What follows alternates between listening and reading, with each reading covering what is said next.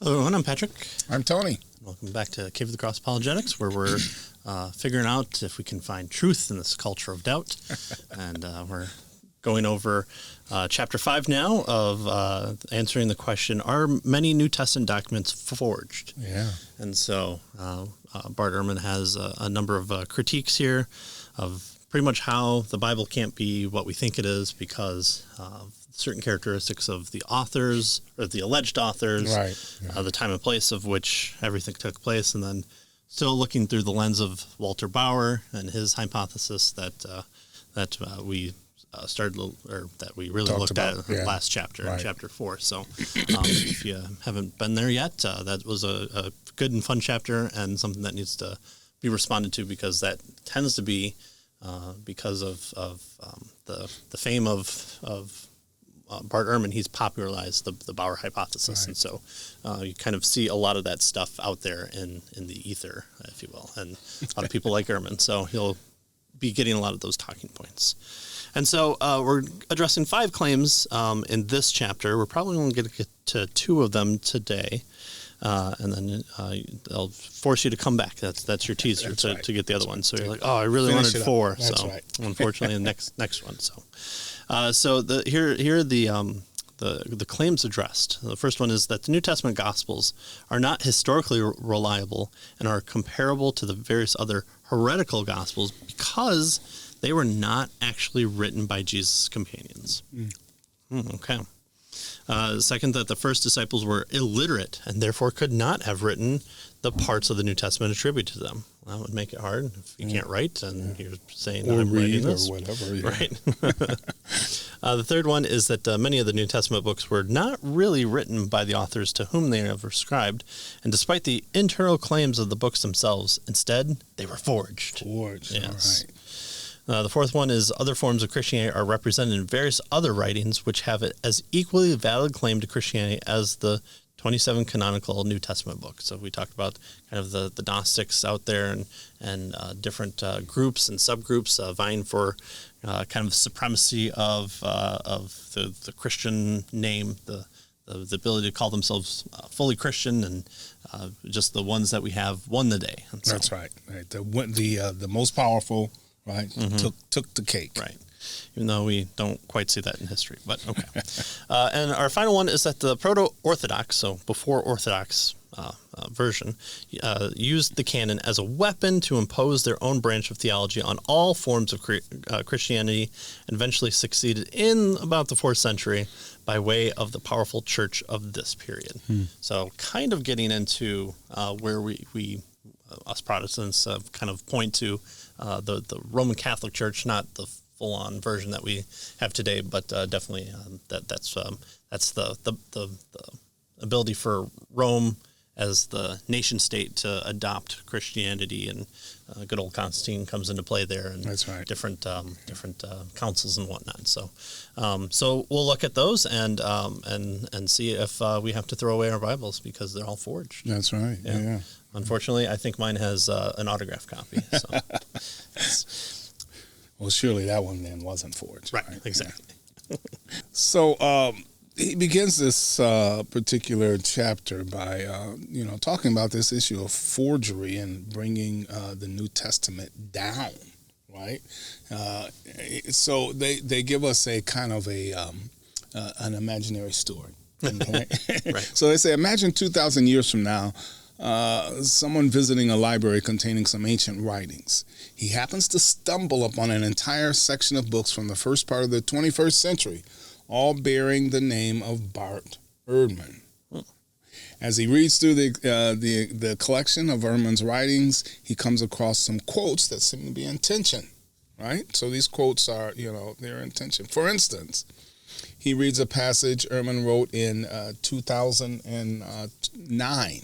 Right. And it says this: and so we have an answer to our ultimate question of why these Gospels are so different from one another. They were not written by Jesus' companion or by companions. They were written decades later by people who didn't know Jesus, who lived in a different country or different countries from Jesus. They are different from each other in part because they also didn't know each other. To some extent, They had different sources of information. All right. So what he's suggesting there is that these particular accounts were written by different people in different places at a different time. Basically, has nothing to do with what how we think, generally, traditionally think that the Bible was put together, right? It may say John, but it really wasn't John who wrote it, right? It may say Matthew, but it really wasn't Matthew who wrote it. It was somebody years later in a different country and that sort of thing. And so that's the claim that he's making in this particular passage of this book that he wrote in 2009, right? Right, in 2009, right. Yeah. On the other hand, the same people, group that find Bart Ehrman's book and pick up another one. And this one is one published in 2011, just a couple of years after the previous quote, obviously. And he says this, he says, if historians want to know what Jesus said and did, they are more or less constrained to use the New Testament Gospels as their principal sources. Let me explain that this is not for religious or theological reasons, for instance, that these and these alone can be trusted. It is for historical reasons, pure and simple. The only real sources available to historians interested in the life of Jesus are therefore the New Testament Gospels. What? So this is weird.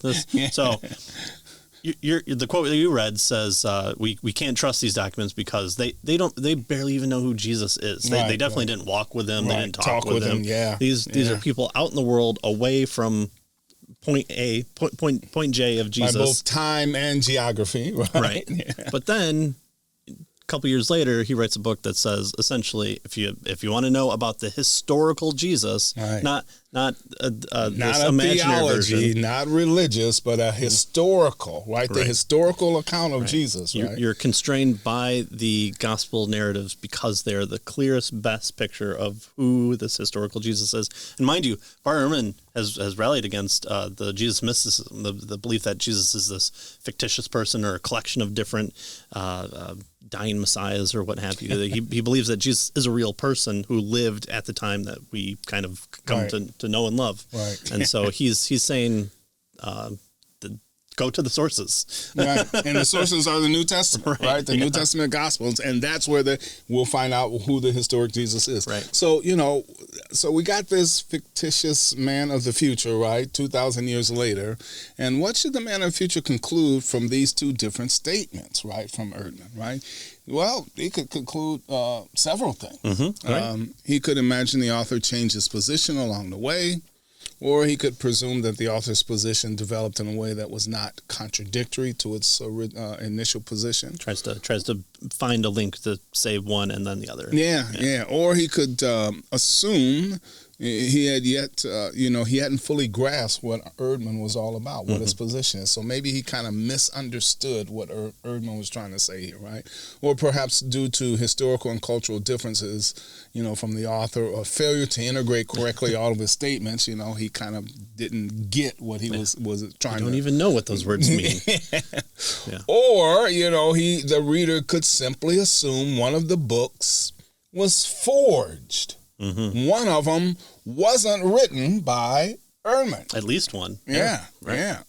So these are just some of the possibilities our authors tell us that would explain these two statements. The correct explanation for apparent tension is not the point. The point they're trying to make is that plenty of options account for this tension between these two books that take seemingly contradictory, positions. Right. Forgery is only one possibility. Right. Right. And so obviously we're going to try and draw parallels to Ehrman saying that these have to be forgeries. There's no other explanation to it. Right. And as we've seen in the past, presuppositions kind of get in the way here. So if the pattern Ehrman has set in evaluating New Testament authorship were adopted, the reader would wrongly conclude that choosing any option other than forgery is nothing but a biased attempt to reconcile these two contradictory statements, right? Because they are in contradiction. They do seem to be contradiction, and thus infer that Ehrman didn't really write one or both of the books. Maybe he had ghostwriters out there that kind of knew what he was saying, and so wrote on his behalf and wanted to honor him, and put the Bible outside of Jerusalem and the apostles, and one was like, we'll give the Christians a little bit of credit. Or this was, again, this guy's reading from a 2,000-year perspective. Maybe people years ago from a different country who never knew Ehrman, right? Kind of put these two books together, right? And so they were both forged. Yeah. Right? I'm surprised he could read. It's all emoji text and whatnot. Yeah. So this example then illustrates that Ehrman's unwarranted skepticism, which consistently causes him to cry, "Forgery! Forgery!" when other more likely explanations are available. So again, it's one of those options that you kind of have to really prove your point, and we kind of do an internal and an external critique of where the New Testament documents were written. It's really hard, I think, once we see and once the complete historical narrative is played out, that it's really hard to say that these were all forgeries. Yeah. So Ehrman's argument that much of the New Testament was forged is part of his larger overall narrative, where the canon of the New Testament is recast as a historical accident that could have easily featured some not so orthodox writings, right? Apocryphal. Yeah. Right? Gospel of Thomas. Mary Magdalene wanting to be a man because that's the best way to be close to God and all this stuff. The giant talking cross is in there too. It reaches the heaven and starts talking. All the fun stuff. Yeah. So our authors tell us that in order to make such a case, he must demonstrate that Christian heretical writings of the 2nd and 3rd centuries rival the historical credentials of the New Testament documents, right? In other words, he must somehow take these apocryphal writings that came later, and everybody acknowledges they came later, right? And somehow say they are equal to what we have with regard to the New Testament documents, right? That's what he has to do in order to make this forgery kind of case, where the New Testament documents are no better or equally valid as these other documents, right? He kind of has to do something like that. Right. And so that's what we'll do. So instead of attempting to bring the apocryphal writings up by arguing for their historical credentials, he brings the New Testament documents down, attempting to make their historical merits or demerits resemble these other writings. So he wants to kind of put them in the milieu of, instead of kind of the Gnostics and these other potential Gospels or potential New Testament writings be of later importance or a later development from the early New Testament church. He's wanting to say, these documents that came 50 to 100 years before are stuck in the muck in the same way that these ones are, and you have people kind of piecemealing and grabbing at which ones they view, and they go out, and then however you suppress all the other ones and then make one the former one, which we do see in history in other capacities. I always talk about the Uthman revision of Uthman collecting all the different early versions of the Quran and saying, okay, here's the one authoritative version, let's burn these other ones. And so the historical and textual critique that you can do with the New Testament is lost through this revision. So you make the New Testament documents as much as in the muck as the rest of them, right? You bring those documents down to the level of these other documents, right? It's kind of a Rocky VI. Rocky's already fought, at least 4 different times. I don't really count Rocky V as a Rocky, but you bring him out of retirement again, and you say you got to fight the best in the world now, and hope he does just as well. Okay, well, it's already Rocky VI, all right. Which Rocky VI is really good too. Thus, according to Ehrman, Jesus' disciples were illiterate backwoods peasants, these uncultured swine, or Jewish versions of that.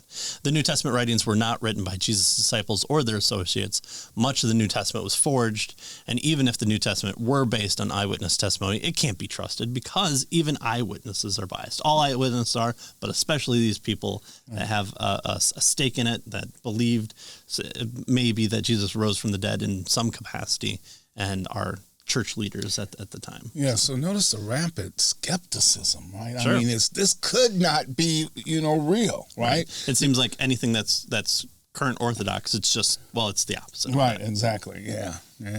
So in order to respond to these kinds of claims, then the chapter that we are in has been divided into 5 portions, they tell us. The first 3 arguments respond to various reasons given by Ehrman, who contends that the New Testament lacks historical credentials and therefore can't be trusted.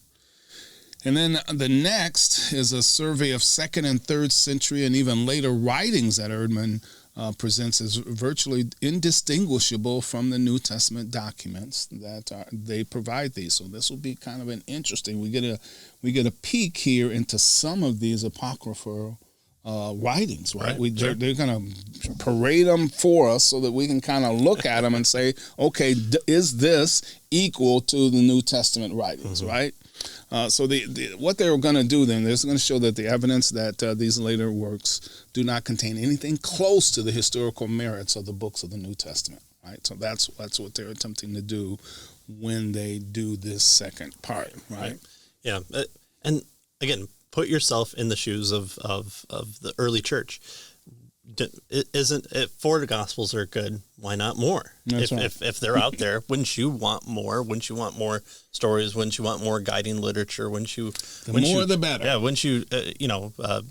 Obviously, you want to throw out your second cousin's really bad Christian fiction that has whatever version of the Amish back then. You want to keep that out there. You want to placate them and say, okay, well, we'll print a couple copies for your mom and our family. But hey, 6 more Gospels of great. Let's include them.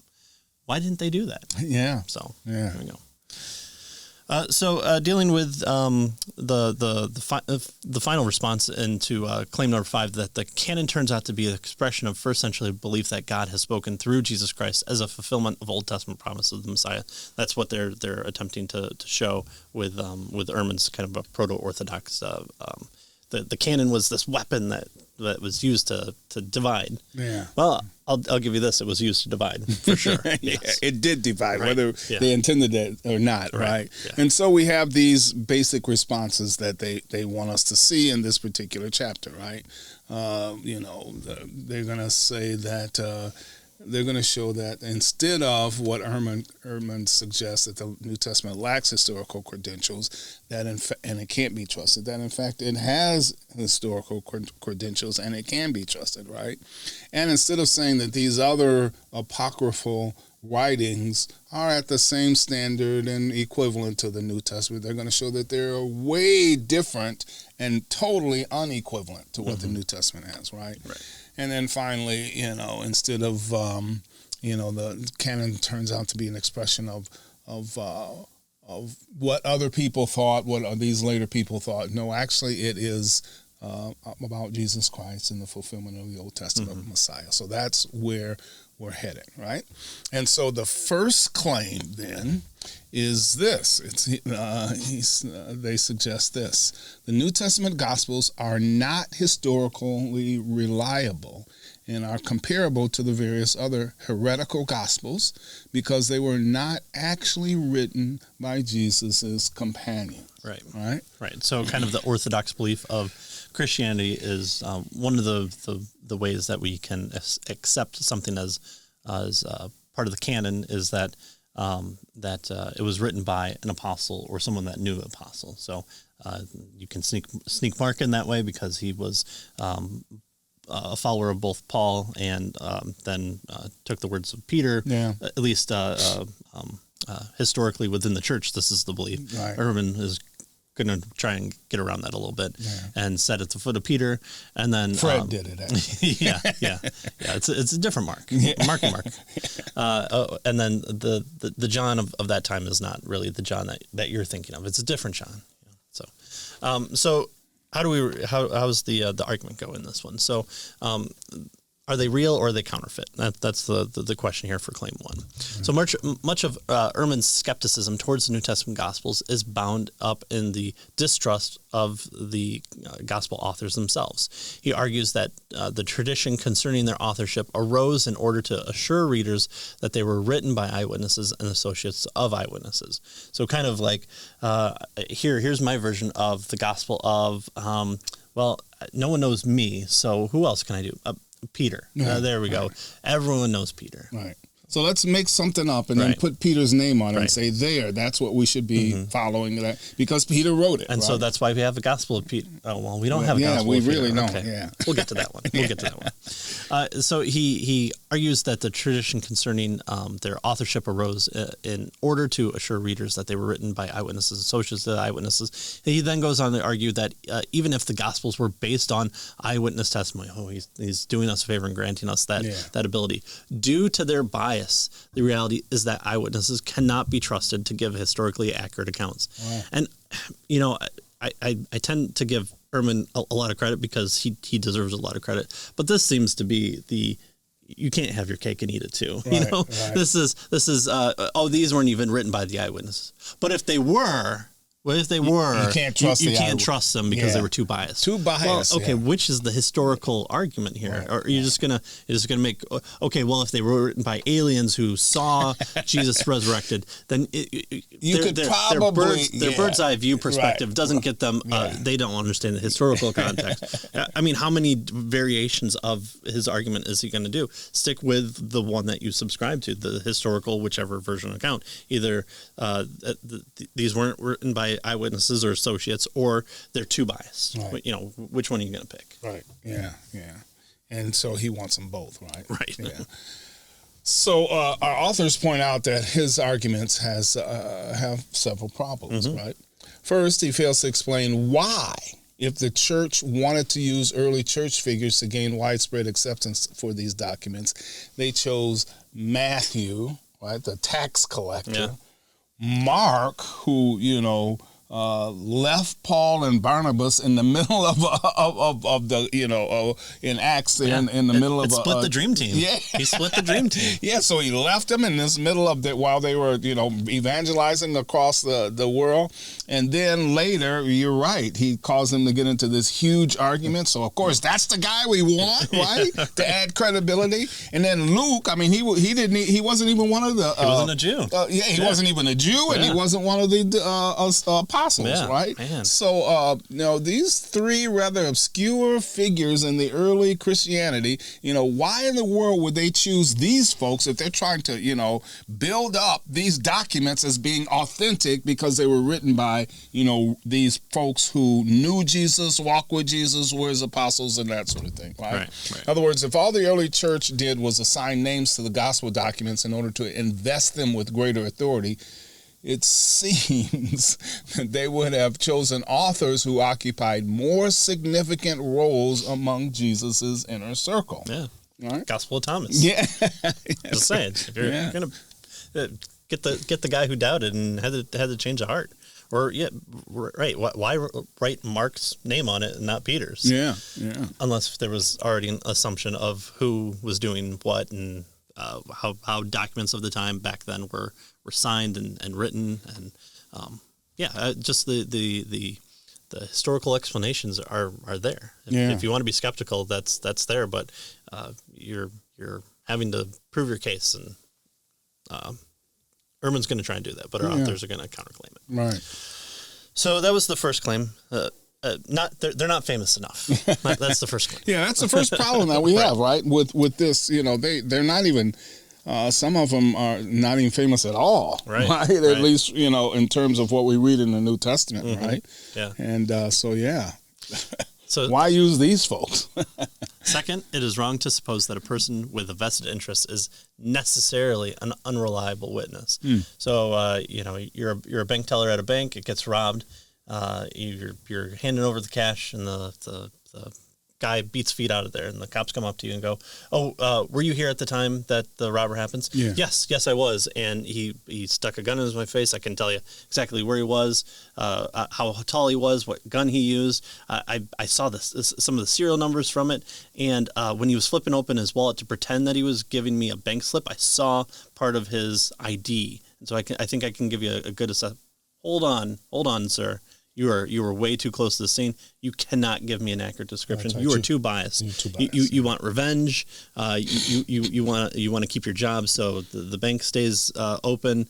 you were in the heat of the moment and you want to be a hero. That's right. You're too biased. Too biased, yeah, because you were too much a part of what was going on. You can't have perspective on it. You have vested interest in this. That's right, yeah. And so even more so, if you are going out of Judaism into this new cult Christianity, if you're a leader of the church, if you are of the impression that God is going to save you from your sins, that you can reign with him in perpetual paradise for all eternity. And if you're being, persecuted for saying this, right? Right.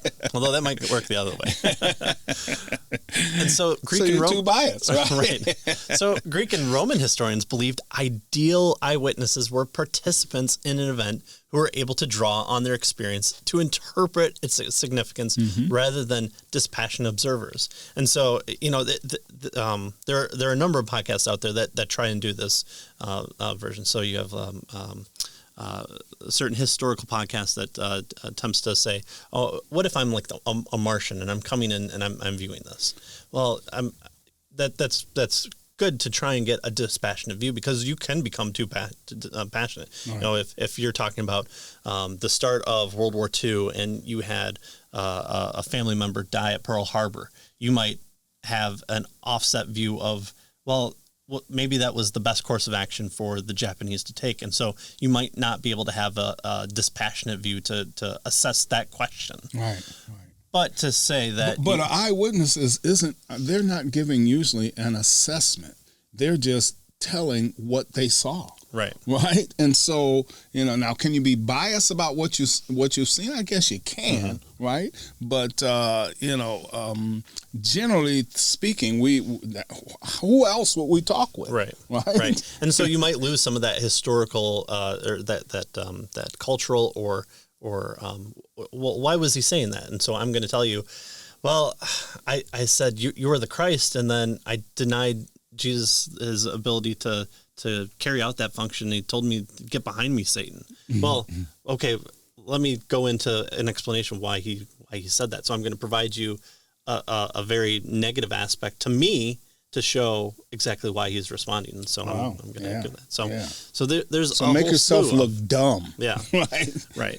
So, if you're in a battle and you're watching two sides fight each other and you're Cicero or whoever, and you want someone from a point of view that's the eyewitness that is able to be able to draw from not only their experience of this is why we did something, because sometimes warfare is weird, and why did you pivot on the left side? Why not the right side? Why not go straight up the middle? Right. That person can give you that kind of perspective overview. And yeah. So it's not and it's really hard to find these dispassionate observers. You lose something in there, and so.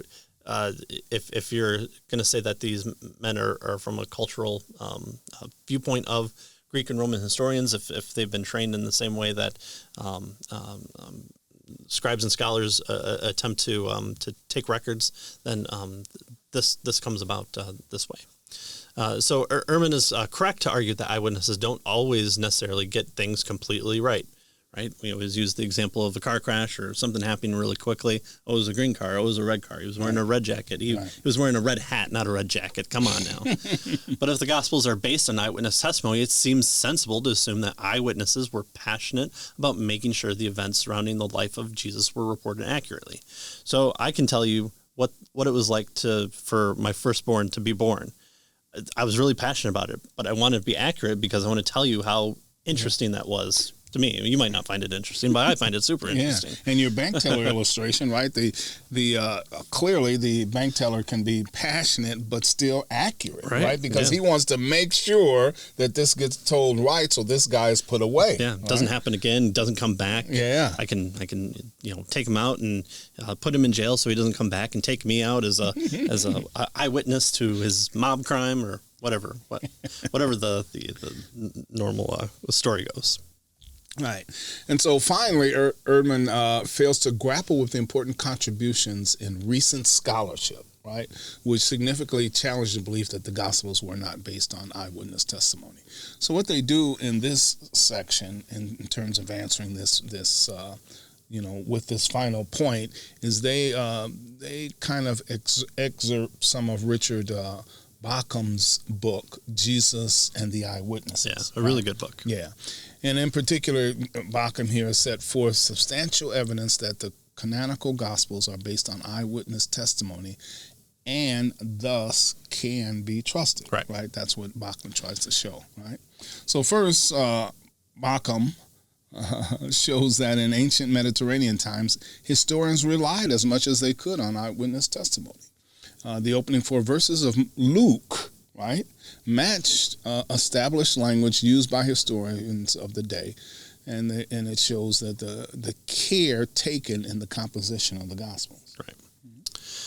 Second, while Ehrman quickly dismisses Papias, the pastor of the 2nd century, from whom we have testimony, and it's very important. And reading it, it's well worth the time to kind of get that perspective. But Ehrman dismisses him. He dismisses him as unreliable and irrelevant to the discussion of the authorship. Not really. Not really. Okay. But Bauckham traces out the evidence for Papias' reliability and the implications of his writings. He shows how Papias identifies 3 generations: the eyewitnesses, the elders that sat at their feet, and the disciples of the elders. So those are the 3 kind of people that Papias shows here. And his claim is that when he was a young man in about 80 AD, or after the Common Era, I think that's what the non-religious version says. At the latest, 80 AD, many members of these 3 generations were still alive, including the eyewitnesses. Why does Luke or John or Paul say, here were the 12, here were the 60, here were the 500? Go and talk to them. Right, and many of them are still alive. Right. Yeah. This evidence points to the Gospels not being merely based on oral traditions passed down and altered during various stages of transmission, but on oral history communicated by eyewitness testimony. And again, Luke is the best version of this. I am doing this as almost an outsider. Obviously, he's a Christian. He's following Paul in his travels for some of it. But he's saying, I'm going to interview certain people here. And so him starting with kind of probably Mary's story shows that Mary was probably likely still around at this time. And so that puts it at an early point in history, in the 1st century. Yeah. This isn't a 2nd or 3rd century where it's like, okay, what would have Mary said? That's when the song "Mary Did You Know" comes out, because we don't know what Mary knew because we can't talk to her. Yeah. So Bauckham here defends Papias, right? And thirdly, Bauckham argues that the names present in the Gospels themselves are meant to assure the readers of their accuracy, right? Now in a different way than Ehrman claims, right? He shows how throughout the Gospels, some figures are distinguished by use of their proper names, while others are left nameless. So some of the folks that are involved are nameless, right? And so he concludes that the names were meant to serve as living guarantors of the tradition. In particular, he notes the fascinating phenomena, or our authors point out, that while typically the longer past a given event an account is written, right? So if it happened 100 years ago, right? Versus if it happens 1 year ago, right? So the longer past a given event an account is written, the less specificity we see in the Gospels, the opposite scenario, right? So in the Gospels, what we see is the further back it goes, at least let's take John, right? Because he's probably the latest is what tradition has it. The more specificity we see in John, especially with some of these names, right? He tells us whose ear was taken off, right? Yeah. I mean, so those are, and that's not mentioned in any other gospel. He gives us a name right there, right? And so this is kind of this is opposite of what we would expect, right? Right. Yeah, or there are reasons for this. So going back to John's gospel, which almost certainly was the last of the 4 canonical gospels, records names of people in the gospel stories, such as Lazarus, whom Jesus raised from the dead, or Malchus. My Greek Roman soldier names are really difficult here. He's the high priest servant whose ear Peter cut off at Jesus' arrest. Why is it that, contrary to what you would expect in the case of transmission of community tradition, So I got to get this person's name in my head, and so I'm going to remember it, memorize it, and tell it over and over again. And then over time, people are like, well, I don't care what the soldier's name was that got his ear ripped off. Let's talk about the ear. Yeah. More ears for everyone. Let's include it in more Gospels, although we don't see that. So these names are not mentioned in the earlier Gospels, Matthew, Mark, and Luke, especially in Mark, where you read it and it's almost like some kind of people did some things here. Right. He kind of almost one guy did this, obfuscates kind of on purpose. And so what's the reason for that? But then suddenly it pops up at a later point in time. That's odd. And why are you trying to add more information that can go back and go, well, that's not what Mark was talking about. What's going on here? Yeah. Baucham's answer is to protective anonymity here. So why were these people hush-hush about? Well, look at the people who are being involved. You have the rich with the slaves. You have the Romans with the Jews. You have people facing persecution versus people who are still serving their masters or working with the state. And so these people need to be protected because they could be Tony was the one that was there that saw that Paul really smacked down the Roman magistrate. So, we need to take him in for questions so he doesn't tell about that. Right. So this protective anonymity. Just say some guy. Right. Talk about me in the future. Please, just say some guy. So this protective anonymity, by which he means the practice of leaving the identity of the person concealed for protective purposes as long as he or she is still alive, while revealing it once the person has died and is no longer the possible subject of persecution. So you say some guy until I die, then you can say Tony. Right. Or you're out of the country.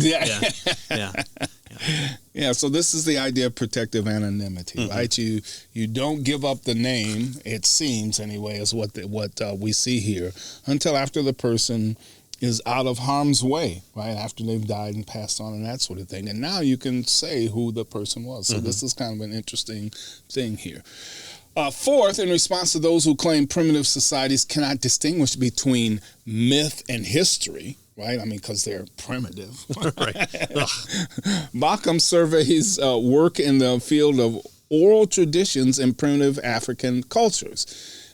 His survey concludes that fictional and historical stories are clearly distinguishable and that primitive societies take much greater care to preserve historical accounts, right? So just because, they're primitive doesn't mean, if I may say, they're stupid. Right. Yeah. I mean, we're able to be here because they were there. Yeah. Thank you very much. Yeah, really. And finally, Baucham explores studies in the field of psychology and specifically about the nature and reliability of memory, which Bart Ehrman has kind of more recently attacked in some of his other books. But Baucham here, marks of eyewitness testimony in the Gospels include vividness, excess detail, vantage points, and perspectives. And so when we talked to Lydia McGrew about the coincidences, right. the alleged coincidences here, this is what would fit in this period. These features stand in stark contrast to fictional accounts of the time. Baucham demonstrates there is good warrant for taking each of the four canonical Gospels as offering different perspectives on history. That's exactly what you would see in Eyewitnesses. Right.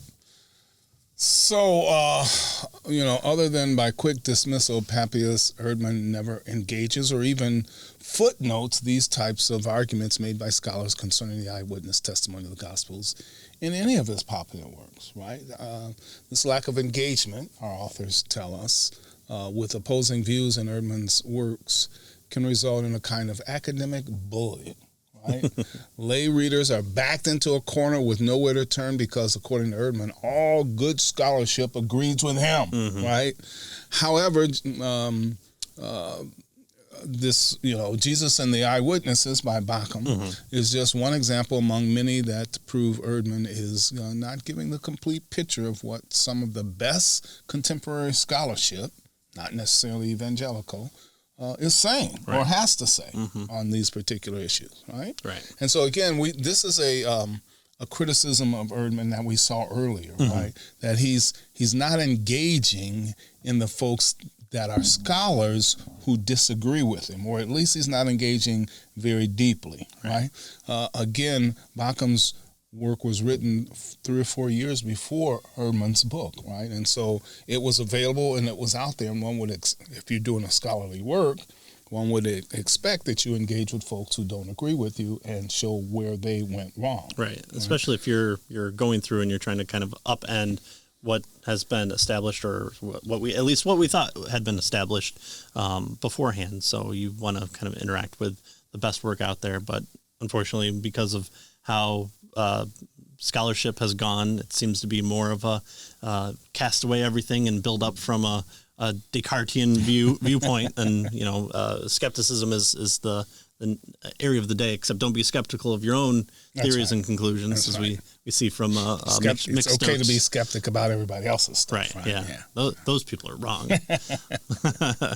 And so I think we'll end here. Unfortunately, I was a liar, and I'll ask for forgiveness. Shame. We only made it through the first one, but probably going over the next two is a good set, and then the final two after that will be there. So stay with us. Hopefully you've enjoyed this, and thanks for those people that keep messaging me and saying that the Gnostics have helped influence Christianity. So I have to go and read more Gnostic stuff. So I appreciate the challenge.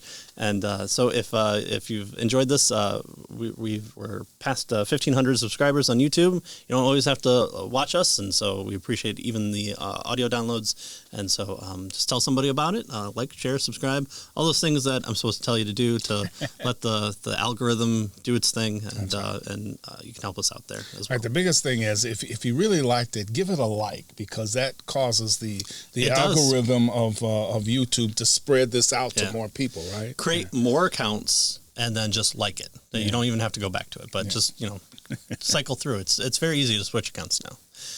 So thanks for joining us, and we'll see you next time to finish up Chapter 5. See you next time.